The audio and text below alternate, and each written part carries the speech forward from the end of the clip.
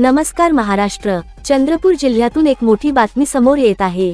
राजुरा जनसंपर्क कार्यालयात भाजपा स्थापना दिन उत्साहात संपन्न. ध्वजारोहण व ऑनलाईन कार्यकर्ता संमेलनाचे थेट प्रक्षेपण यावेळी करण्यात आले होते. भारतीय जनता पार्टी हा केवळ एक राजकीय पक्ष नाही, तर राष्ट्रभक्तीचा तो एक विचार आहे. विकसित भारताची एक चळवळ आहे, जी राष्ट्र उभारणी आणि जनसेवेसाठी समर्पित असून आपल्या सारख्या कर्तव्यनिष्ठ कार्यकर्त्यांच्या मेहनतीमुळे जगात नंबर 1 झाली आहे, असे प्रतिपादन आमदार देवराव भोंगळे यांनी केले.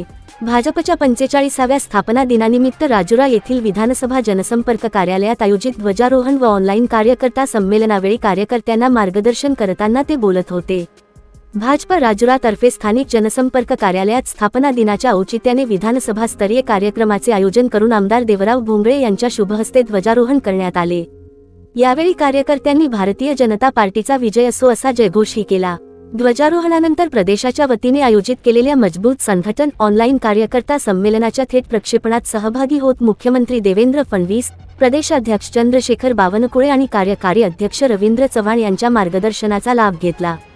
डॉक्टर श्यामाप्रसाद मुखर्जी, श्रद्धेय अटल बिहारी वाजपेयीजी यांनी भाजपची 6 एप्रिल 1980 रोजी स्थापना केली. डॉक्टरांनी एक देश, एक विधान, एक निशान असा नारा दिला.